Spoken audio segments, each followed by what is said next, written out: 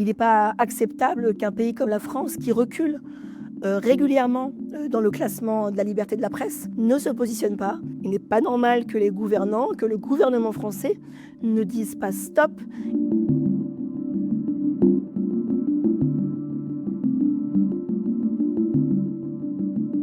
En 2020, je me trouvais au Blanc-Mesnil parce que, en tant que journaliste indépendante, je documentais l'impact du Covid sur les habitants des quartiers populaires en Seine-Saint-Denis. Et en fait, les habitants m'ont plus parlé de la maltraitance de la municipalité à leur encontre que du Covid en lui-même. Et c'est comme ça que j'ai commencé à enquêter. Thierry Mégnien, il a été maire du Blanc-Mesnil pendant près de 12 ans, jusqu'en 2021 officiellement, puisqu'il est devenu sénateur à cette date, sauf que il a continué à diriger la mairie alors même que la loi de non-cumul des mandats l'en empêchait. Mon enquête, c'est une enquête de 500 pages que j'ai menée donc pendant 6 ans et qui consiste à documenter cette gestion politique très violente à l'égard des habitants du Blanc-Mesnil. En gros, c'est un fonctionnement qui consiste à dire vous êtes avec nous, vous êtes contre nous.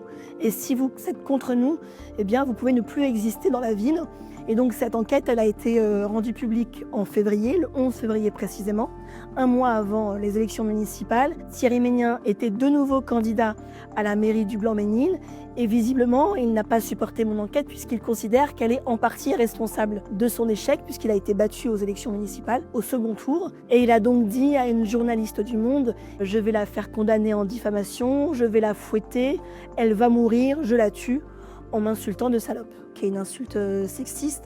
Il y a une dimension aussi coloniale dans l'expression « je vais la fouetter ». Je suis évidemment choquée par la virulence des propos, choquée aussi par la facilité à les réitérer, puisqu'il les réitère à plusieurs reprises. Ce qui me choque toujours autant, c'est l'absence de réaction, à la fois du côté du gouvernement, qui est quand même censé protéger la liberté d'informer, la liberté des journalistes à enquêter.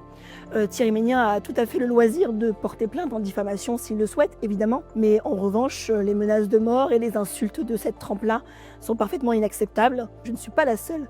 Aujourd'hui, un certain nombre d'entre nous sommes confrontés à cette violence-là. La violence, à mon égard, elle s'est effectivement exercée par le biais d'un élu de la République, un parlementaire, un sénateur, c'est-à-dire quelqu'un qui vote la loi et qui propose la loi. Et ça interroge beaucoup effectivement sur le sentiment d'impunité d'un certain nombre de politiques. C'est terrible à dire, mais la violence s'est banalisée. La violence raciste, la violence sexiste. La raison pour laquelle je continue à prendre la parole et la raison pour laquelle je continue à vouloir faire en sorte que cette histoire continue à exister, c'est qu'elle ne doit pas être normalisée, cette histoire-là de la violence.